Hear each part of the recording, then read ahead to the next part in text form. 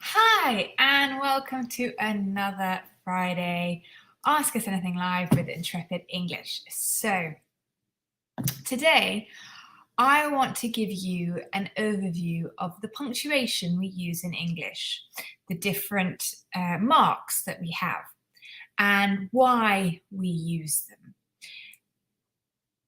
I think this is important because not only did one of our students ask this question, and he wanted an overview of the punctuation, but I think it's sometimes there are a couple that a lot of students, a lot of learners of English are hesitant to use because they're not entirely sure how to use them. So let's get started. So number one, full stop. So this marks the end of a sentence. So you have to have a full sentence, and you always finish with a full stop.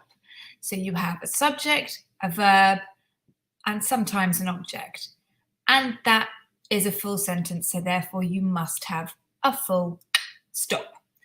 Next, we have commas. So a comma is the little mark like this. Oh, sorry, I'll do it that way around for you. That is used in different ways. So the first reason we use a comma is because we have a new breath in a sentence. So if you imagine that you are reading aloud, you would use the comma because you need to take a breath in the sentence. So for example, he ate his breakfast,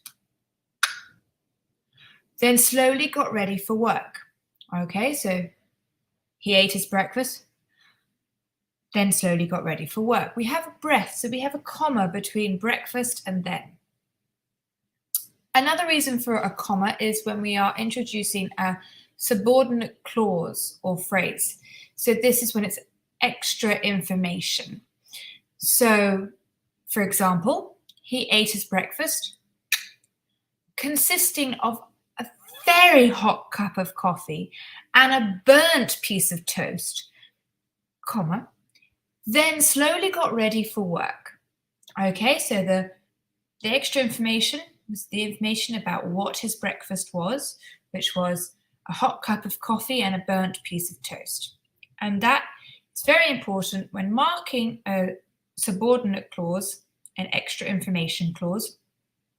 Remember to close the commas. So you start with a comma after breakfast to give the information about his breakfast. And after you have given the information of the breakfast, you need to close the commas. Now, very important, no comma is used usually before and in a sentence. Let me give you an example. He ate his breakfast and then he got ready. So we don't have a comma. However, you might need one where the sense otherwise wouldn't really work in English. So let's imagine he went to London. He visited Harrods, Marks and Spencer, and Selfridges. Now the reason is because the shop Marks and Spencer and is in the title. And if you said Marks and Spencer and Selfridges without a comma, you wouldn't be able to understand that they are two different shops, Marks and Spencer and Selfridges. Okay, the next punctuation point is we have the semicolon. So this is when we got a dot and a comma. So it breaks a sentence to introduce a semi-new idea. Okay, so let's start this example. Keep going with the breakfast. So he ate his breakfast, then got ready for work. The prospect of the journey was not pleasant. Okay, so it's still linked, but it's also new. So it's semi-new. So there was the breakfast, then you got ready for work. That tied together very nicely with a comma. We had to have a breath. And then also we're still talking about him, we're still talking about his morning. So the prospect of the journey was not pleasant. So we would have a semicolon. A lot of people don't use that. They would just say full stop. The prospect of the journey was not pleasant. You can also do that. Semicolon is also used, and this is a really useful one, in a list. Okay, so for example, if you have to go shopping, I need to buy A, apples, semicolon. B, oranges, semicolon. C, pears, full stop. So,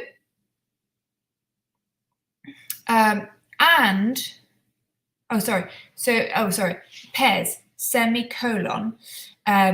D, strawberries.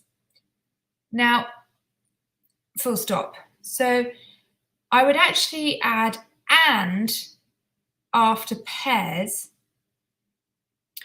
and put semicolon, so pears, semicolon, and D, strawberries, full stop.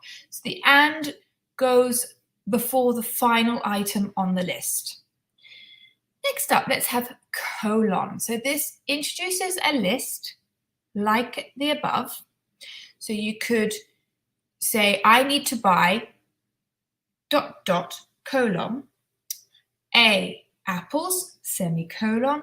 B, pears, semicolon. C, oranges. I think I got the list wrong. Oranges, semicolon. And D, strawberries, full stop. Also, when we use the colon when we're about to give an example in a sentence. For example, he ate his breakfast, comma, then got ready for work, colon. This involved fetching his coat, umbrella, and briefcase, full stop.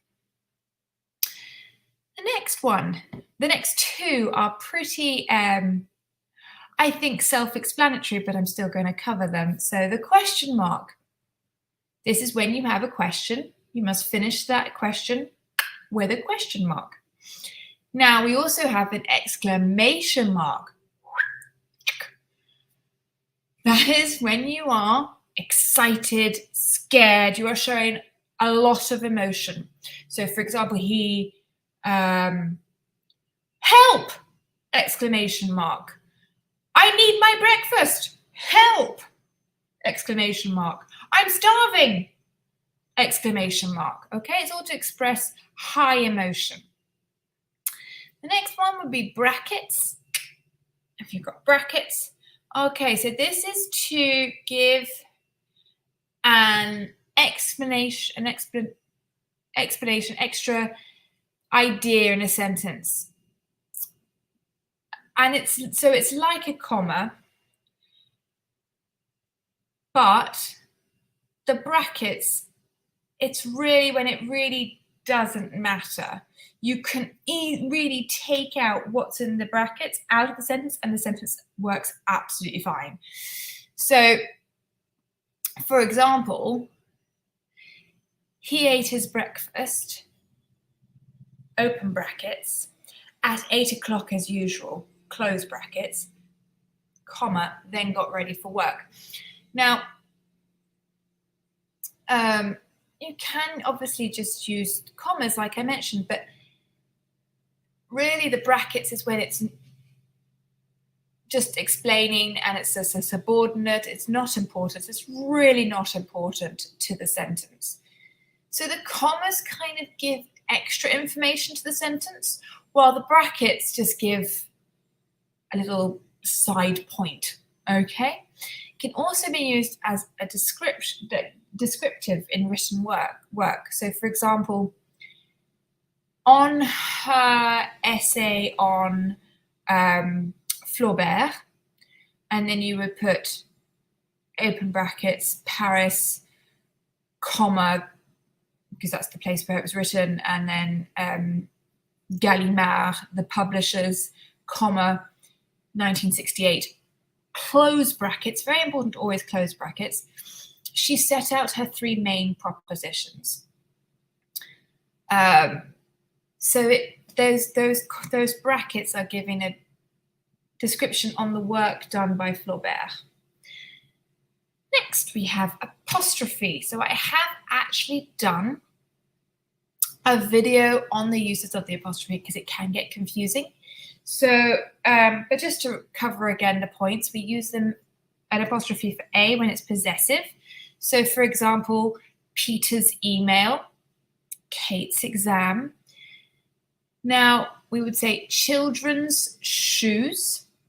Okay, so it's a plural noun, apostrophe S, shoes. But otherwise, if it's a plural that ends in an S, for example, I've now drawn a blank. Students' classroom, or the students' teachers. So that would be students, finishing with an S and then apostrophe. Okay. But we would say James's teacher. So James is a word that is a singular, noun because it's a name, and it ends with an S. So you say it's still S, apostrophe S. Okay. Check out the video that I did on the apostrophe because I go in more depth on that. Also, it's to mark a missing letter. So we use it when it's he's gone. So it's apostrophe S, which means he has gone. We'll read a book. We will read a book. Okay. They'd known too late. They'd known too late. So they had known too late. Again, check out the video because I go in more depth onto that point.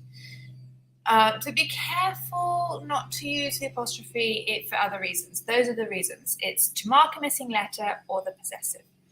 Next, we have the quotation marks.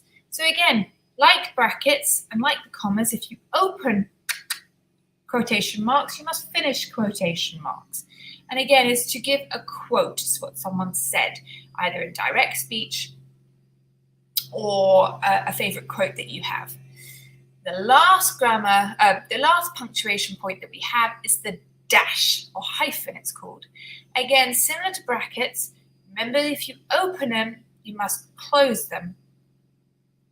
And so, for example, he had, what was my example? It was with breakfast. He ate his breakfast. Dash. It was disgusting. He didn't manage to finish it. It was disgusting. He burnt it, and the coffee was too hot. Dash. Then he left for work. We also use the dash when we want to avoid confusion in a word. So for example, re-enter. To enter again, we say re dash enter, or co-defend, so to defend somebody together. So re is to do, the suffix is to talk about doing something again, and co is to do something together. So to co-defend would be co dash defend. So I hope that helps and that you feel that it's clearer on the punctuation in English. If you have any questions on any of the punctuation points, please write them in the comments below so that I can help you. Otherwise, I hope you have an absolutely fantastic weekend, and don't hesitate to ask me any other questions you have in English, punctuation, pronunciation, grammar, anything. And be sure to check out our playlist where I already talk about the apostrophe and so many other grammar points. In the meantime, have a great weekend. Bye.